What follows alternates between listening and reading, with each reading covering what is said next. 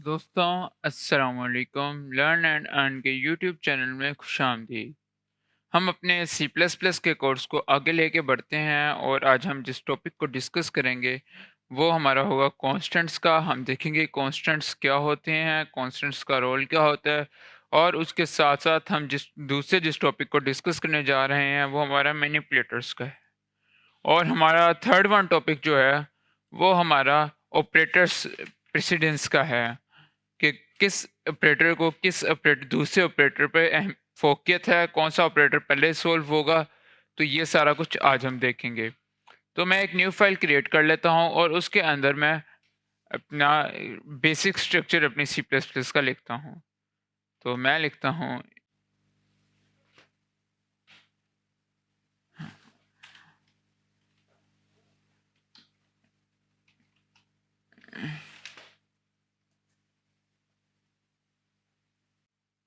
Choosing namespace STD standard हम include कर लेते हैं एसटीडी का।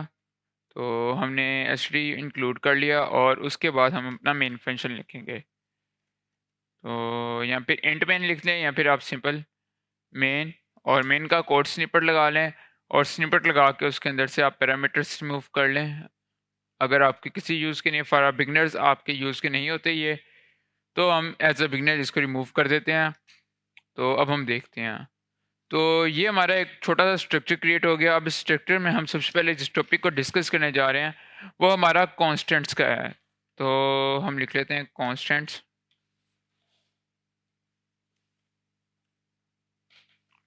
और इसको कमेंट आउट कर देते हैं।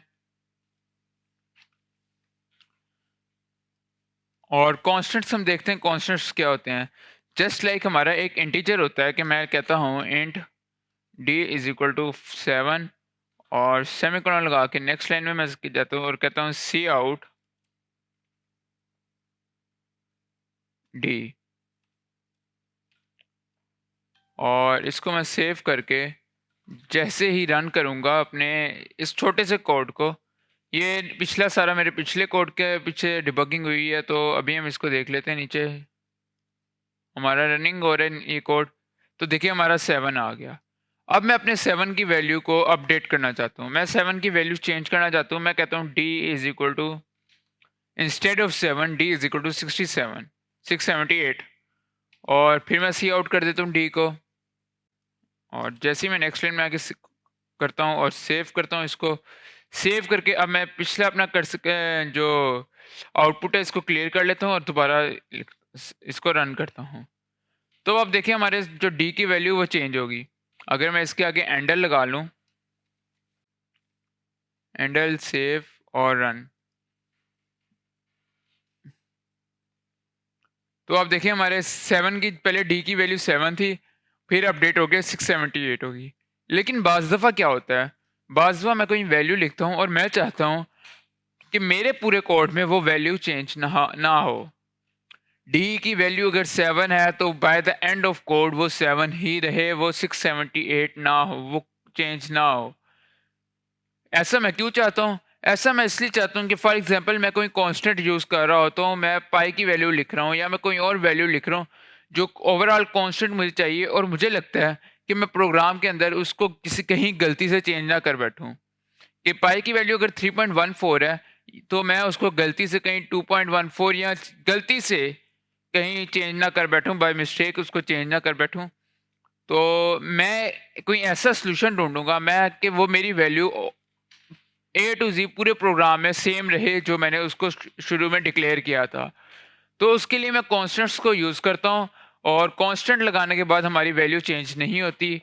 कि अगर हम देखें मैं एक और, अगर मैं इसको कह दूँ, मैं लिखता हूँ कांस्टेंट, और कांस्टेंट हम किस तरह लगाते हैं, कांस्टेंट का सिंटैक्स क्या होता है, कांस्टेंट का सिंटैक्स सेम होता है।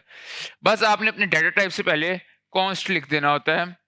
तो जैसे ही मैं अपने डाटा टाइप से पहले कॉन्स्ट लिख दूं तो मेरा वो वेरिएबल कांस्टेंट बन जाता है। मैं लिखता हूँ कॉन्स्ट इंट, अगर आपको लगता है इंट तो मैं फ्लोट पे चला जाता हूँ। मैं कहता हूँ कॉन्स्ट फ्लोट और पाई की वैल्यू को ही देख लेते हैं। Pi is equal to 3.14। अब मैं चाहता हूँ ये मेरी पाई की वैल्यू है और ये पूरे कोड में ये चेंज ना हो, और अगर मैं चाहूँ तो अब मैं इसको चेंज नहीं कर सकता, मैं सिर्फ इसको जहाँ पे मैंने इसको डिक्लेयर किया है वहाँ से चेंज कर सकता हूँ, कि सिर्फ मैं इसको इस लाइन में चेंज कर सकता हूँ जहाँ पे मैंने इसको डिक्लेयर किया है, उसके अलावा मैं इसको कहीं पे अपडेट नहीं कर सकता, इसको चेंज नहीं कर सकता। मैं यहाँ पे इसको सी आउट कर लेता हूँ, सी आउट,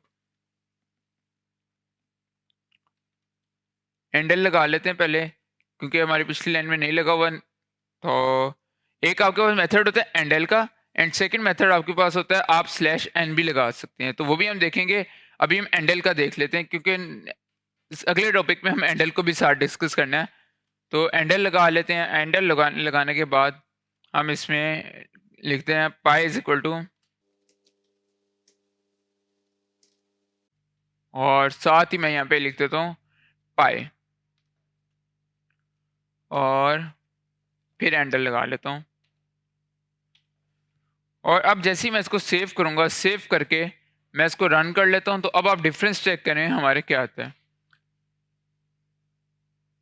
तो देखिए हमारे पाई की value pi is equal to 3.14 आ रहा है। अगर मैं ऊपर वाले सेक्शन को कमेंट आउट कर दूं जिसमें हमने देखा था कि हमारी वैल्यू अपडेट हो जाती है, वो बेशक हमारी फ्लोट की वैल्यू हो, इंट की वैल्यू हो, कैरेक्टर हो, हम उसको अपडेट कर सकते हैं हम जिससे चाहें। तो हमारा कोई भी डेटा टाइप हो आप उसको अपडेट कर सकते हैं।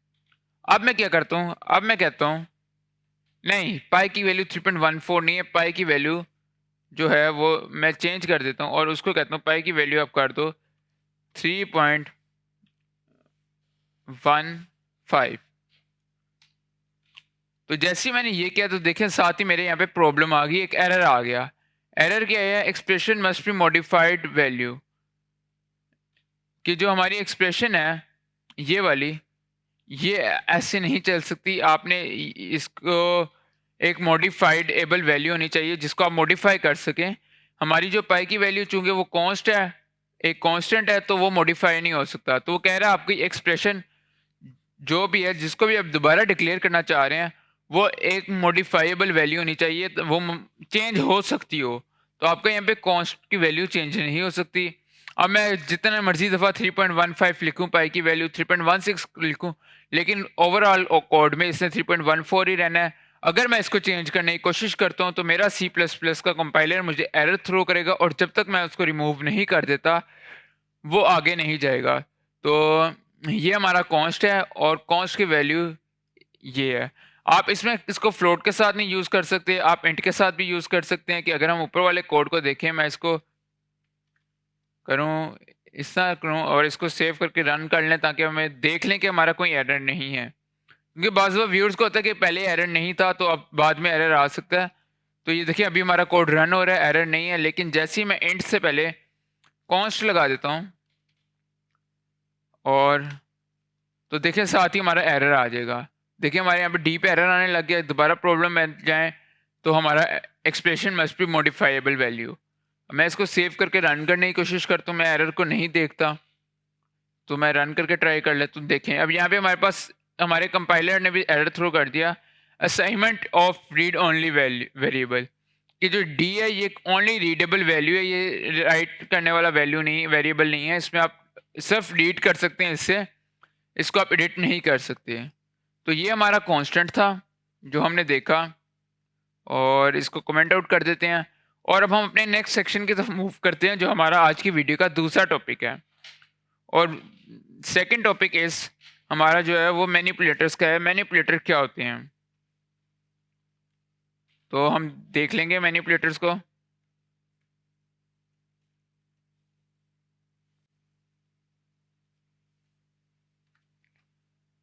तो अब हम आते हैं, तो मैनिपुलेटर्स हमारे क्या होते हैं। मैनिपुलेटर्स बेसिकली वो हमारे फंक्शंस होते हैं, वो हमारी प्रॉपर्टीज़ होती हैं जो हमारे डिस्प्ले होने वाले डाटा को के फ्लो को कंट्रोल करते हैं, जो हमारे फॉर्मेट को कंट्रोल करते हैं। जस्ट लाइक हमारा एंडल है, अगर आप एंडल नहीं लगाते, जो हमारा ऊपर वाला कोड है, इस पूरे कोड में अगर हम एंडल नहीं लगाते, तो मैं इसको एक बार आपको रन करके दिखाता हूँ, आपको इसमें मैनिपुलेटर्स की ज़्यादा अच्छी समझ आएगी। कि मैनिपुलेटर्स होते हैं कंट्रोल्स मैंने basically manipulators controls our format of data display. जो हमारा डाटा डिस्प्ले में आ रहा होता है उसके फॉर्मेट को मैनिपुलेटर्स कंट्रोल करते हैं। तो मैं यहाँ से हैंडल रिमूव कर दूँ, अगर यहाँ से भी हैंडल, बल्कि यहाँ से भी हैंडल रिमूव कर देता हूँ, और अब अगर मैं इसको सेव करके रन करूँ तो देखिए हमारा डाटा कितना बुरा सा आपको लगेगा। एक इसको रन कर लेते हैं, रन नहीं किया था तो हम इसको रन करके देख लेते हैं। हमने हैंडल्स को नहीं इंक्लूड किया हुआ इसमें, सिर्फ ये एक हैंडल है, इसको भी अगर रिमूव करें ना करें क्योंकि इसके बाद आगे नेक्स्ट लाइन कोई नहीं है हमारे पास।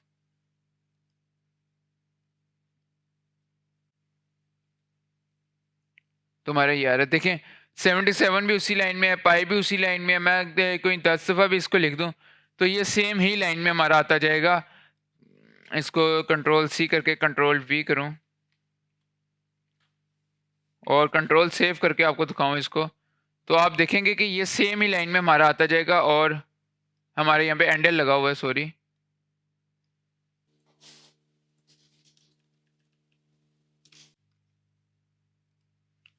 अगर हम मैनिपुलेटर्स यूज़ नहीं करते तो हमारा डाटा कंट्रोल का फॉर्मेट कंट्रोल नहीं रहता, उसका कोई फॉर्मेट नहीं होता, वो एक ऐसे मेसी सा हमारा प्रोग्राम बन जाता है, जस्ट लाइक दिस। तो हम अगर अपने डाटा के डिस्प्ले होने वाले डाटा के फॉर्मेट को कंट्रोल करना चाहते हैं, हम कहते हैं हमारा जो डाटा डिस्प्ले हो रहा है उसका फॉर्मेट अच्छा हो, तो उसके लिए हम मैनिपुलेटर्स को यूज़ करते हैं। तो हमारे पास जो एक मैनिपुलेटर है जो हम यूज़ कर रहे थे वो एंडल है, और आज की वीडियो में हम एक और मैनिपुलेटर को यूज़ करेंगे और देखेंगे दूसरा मैनिपुलेटर कौन सा है। एक तो हमारे पास एंडल आ गया, दूसरा हमारे पास जो मैनिपुलेटर है जो हम आज की वीडियो में देखेंगे वो हमारे पास सेट डब्ल्यू का मैनिपुलेटर है। अब सेट डब्ल्यू का क्या रोल होता है ये भी हम देख लेते हैं, जस्ट वेट अ मिनट। तो सेट डब्ल्यू हमारा बेसिकली आईओ स्ट्रीम में की लाइब्रेरी में नहीं है, और अगर हम सेट डब्ल्यू को एक्सेस करना चाह रहे हैं तो हमें एक हेडर फाइल और इंक्लूड करनी पड़ेगी जिस लाइब्रेरी के अंदर हमारा सेट डब्ल्यू होगा। तो मैं एक और लाइब्रेरी इंक्लूड कर लेता हूँ, इंक्लूड, और हमारी सेकंड लाइब्रेरी का नाम है आईओ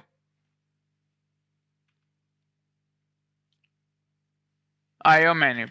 तो ये हमारी सेकंड लाइब्रेरी थी जिसे हमने इंक्लूड कर लिया। अब हम देखेंगे हमारा सेट डब्ल्यू क्या होता है। तो मैं यहाँ पे लिखता हूँ, सी आउट करता हूँ 3 डाटा को, मैं इसको आपके 3 वेरिएबल्स लेता हूँ, for example int w is equal to 34, e is equal to 45, 6, 7, 8,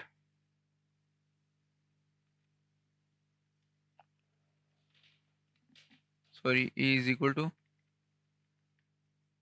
और r is equal to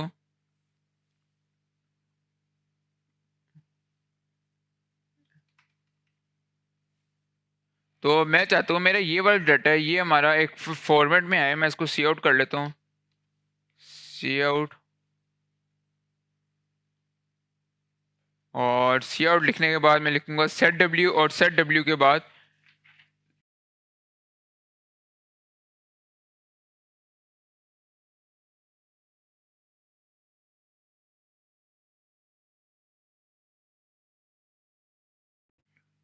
for लिख लेते हैं। आप यहाँ पे वैल्यू कोई भी दे सकते हैं, मैं अभी फॉर दे के आपको चेक करवाने के लिए फॉर देते हैं, और उसके साथ साथ हम इसके बाद अपनी वैल्यू एंटर कर देते हैं, जस्ट लाइक मैं डब्ल्यू एंटर कर दूं और डब्ल्यू एंटर करने के बाद एंडर लगा दूं, और इसी को हम सी आउट को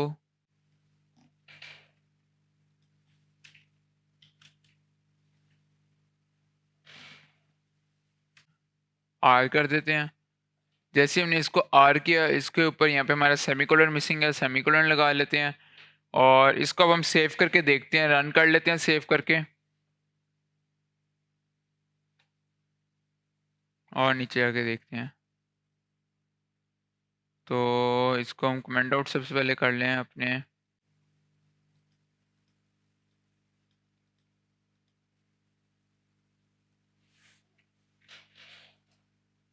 हमने इसको कमेंट आउट किया।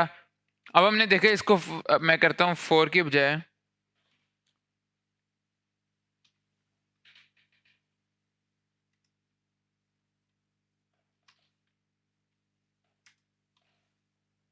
9 सेव किया, सेव करके मैं इसको रन करता हूँ।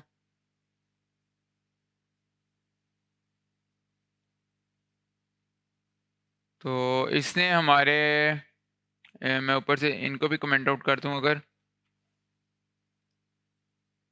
और अब मैं इसको सेव करके रन करता हूँ आपको डिफरेंस दिखाने के लिए कि आपको डिफरेंस आ जाए क्या डिफरेंस है। तो ये देखें, इससे हमारे जो डाटा को जस्टिफाई कर दिया है राइट साइड में इसने कंट्रोल कर दिया, जिससे हम इससे यहाँ पे वैल्यू अगर मैं इसको 8 दे दूँ तो ये 8 डिजिट्स तक राइट साइड में हमारे डाटा को कर देगा। अगर मैं इसको 7 कर दूँ तो 7 डिजिट्स तक कर देगा। अगर हम इसको सेट डब्ल्यू के बगैर करके देखें तो तब आप डिफरेंस देखें।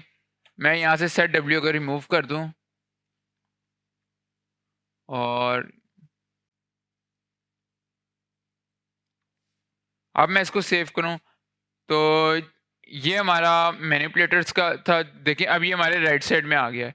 ऊपर ये हमारा इसको हमने फॉर्मेट को हमने कंट्रोल किया, ये देखें 9 डिजिट्स के देके, और नीचे हमने सेट डब्ल्यू के बगैर किया। तो आप डिफरेंस देख लें दोनों में क्या आया है। तो इससे हम अपने डिस्प्ले होने वाले डाटा के फॉर्मेट को कंट्रोल कर सकते हैं मैनिपुलेटर्स के थ्रू। और हमारा जो नेक्स्ट टॉपिक है वो हमारा ऑपरेटर प्रेसिडेंस का है कि किस ऑपरेटर को किस ऑपरेटर पे कितनी फोकियत हासिल है। अगर हम दो ऑपरेटर्स एक साथ यूज़ कर रहे हैं तो पहले कौन सा हमारा C++ कौन से ऑपरेटर को सॉल्व करेगा हम वो देखेंगे। तो हम लिखते हैं ऑपरेटर्स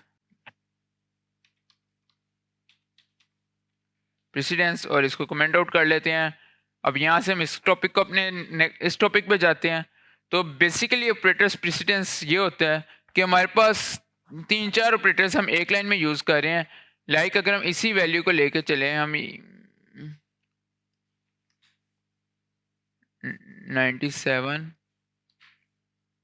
4 और कंट्रोल C हमने कर लेते हैं। 3 वेरिएबल्स हमारे पास हैं WER। अब मैं क्या करता हूँ, मैं एक सी आउट लिखता हूँ, सी आउट, और एक और वेरिएबल के आर को वैसे ही रहने देता हूँ, सी आउट आर लिखता हूँ। मैंने लिखा सी आउट आर और लगाया। अब मैं क्या लिखता हूँ, मैं कहता हूँ आर इज इक्वल टू डब्ल्यू प्लस ई मल्टीप्लाई बाय 6, और जो W है वो हो जाए डिवाइडेड बाय 4, और इसको हम सोल्व करना चाह रहे हैं। सेमीकोलन लगाते हैं, सेमीकोलन लगा के मैं इसको सेव करूँगा। सेव करके मैं इसको क्लियर कंसोल करके रन करता हूँ। तो देखते हैं हमारी आर की वैल्यू क्या आती है। तो आर की वैल्यू हमारे पास 24 आ गई। कैसे आई? तो अगर हम कहते हैं हमारा जो 3 डिवाइडेड बाय 4 हुआ, या फिर हम बड़ी वैल्यू ले लेते हैं, यहाँ पे 2 लिखते हैं और यहाँ पे हम 6 लिख लेते हैं। 6 डिवाइडेड बाय 2 3 आया, और 4 मल्टीप्लाई बाय 6 हमारा आ गया 24। 24 प्लस 3 हमारा 27 हो गया। तो अब हमारे पास प्रेसिडेंस होती क्या है कि सबसे पहले हमारा डिवाइड का फंक्शन यूज़ किया उसने, और उसके बाद उसने हमारा मल्टीप्लाई का फंक्शन यूज़ किया। तो प्रेसिडेंस में आपको कुछ बेसिक फंक्शंस की बता देता हूँ कि जो हमारा मल्टीप्लाई होता है, सबसे पहले हमारा मल्टीप्लाई यूज़ होता है, और मल्टीप्लाई डिवाइड मॉड्यूल, इनकी प्रेसिडेंस सेम होती है। और इनके बाद जो हमारा यूज़ होता है कि पहले प्लस होता है, प्लस माइनस, और ये कि अगर हमारा कहीं पे ये पैरेंथेसिस होगी, स्मॉल ब्रैकेट्स होंगी, तो सबसे पहले हमारा जो प्रोग्राम होगा, जो हमारा सिस्टम होगा, वो हमारे इन ब्रैकेट्स को सॉल्व करेगा। जो कुछ इन ब्रैकेट्स के बीच में होगा उनको सॉल्व करेगा। उसके बाद हमारा मल्टीप्लाई डिवाइड और मॉड्यूल के सिंबल्स को, ऑपरेटर्स को सॉल्व करेगा। उसके बाद प्लस माइनस को सॉल्व करेगा। तो सिमिलरली पहले हमारा जो सॉल्व करेगा वो इनको सॉल्व करेगा कि अगर मैं यहाँ पे करता हूँ, मैं इसको भी माइनस कर देता हूँ, W - 2 plus e multiply by 6। अगर मैं इनको कमेंट आउट करके आपको इनका डिफरेंस समझा देता हूँ, मैं इसको सेव करता हूँ, सेव करके रन करता हूँ, तो टोकन हमारा किस चीज़ में एरर आ रहा है। सेव किया, सेव करके इसको रन करता हूँ, तो 28 आ गया। तो अब हमारा आंसर 28 कैसे है? 28 ऐसे है कि सबसे पहले हमारा ई मल्टीप्लाई बाई 6 सॉल्व हुआ है, और उसके बाद हमारा 6 माइनस 2 4 सॉल्व हुआ है, कि W माइनस 2 सॉल्व हुआ है और ई मल्टीप्लाई बाई 6 सॉल्व हुआ है, और उसके बाद हमारा आंसर आया है प्लस होके 28 आया है। लेकिन अगर मैं इसमें ऐसे करूं कि अगर आप इसी की चीज़ को मैं कॉपी पेस्ट करता हूँ, हमारा यहाँ पे ये आ रहा है सिंबल, अगर मैं इसको ऐसे लिखता हूँ और इसमें मैं कह देता हूँ, इसको मैं ऐसे लिखता हूँ, तो यहाँ पे मैं एंडल लगा देता हूँ, एंडल लगा के मैं इसको सेव करता हूँ, सेव करके रन करता हूँ, तो आप डिफरेंस देखें दोनों वैल्यूज़ का क्या आ रहा है। तो स्टिल हमारा इसने पहले W माइनस 2 को सॉल्व किया, और फिर इसने हमारा E plus e multiply by 6 को सॉल्व किया। तो सबसे पहले हमारे सिस्टम ने हमारा W माइनस 2 को सॉल्व किया, W माइनस 2 को सॉल्व करके हमारा 4 आया, और 4 के बाद उससे 4 मल्टीप्लाई बाई 6 को ई मल्टीप्लाई बाई 6 को सॉल्व किया, जिसके बाद हमारा 24 आया, और उसने फिर उनको ऐड करके 28 हमारी वैल्यू दे दी। लेकिन अगर मैं सेम वैल्यू को एक और तरीके से लिखूं और मैं यहाँ पे स्मॉल ब्रैकेट्स ऐड कर दूं, तो अब हमारा आंसर क्या आएगा आपके ख्याल से? कि अब हमारा क्या सोल्व होगा? सबसे पहले अगर हम ऊपर अपने ऑपरेटर्स को देखें, सबसे पहले हमारा ब्रैकेट सोल्व होंगी, तो सबसे पहले हमारा 2 प्लस ई सोल्व होगा। 2 प्लस ई हमारा 4 है, और 2 ई हमारा 4 है, तो सबसे पहले हमारा 2 प्लस ई सोल्व होकर 6 आएगा, और फिर हमारे 6 को मल्टीप्लाई बाय 6 करेगा, जिसके बाद हमारा आंसर 36 आ जाएगा। कि लाइक अगर मैं आपको इसको करके समझाऊँ, तो सबसे पहले हमारा आएगा R is equal to W minus 6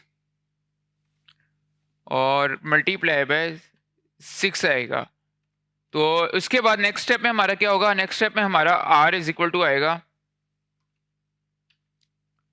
R is equal to W minus, W की वैल्यू हमारे पास 6 है, तो हम लिख लेते हैं 6 माइनस 6 मल्टीप्लाई बाय 6 36 आ गया, और 36 के बाद हमारा आ जाएगा R is equal to 30 minus 30।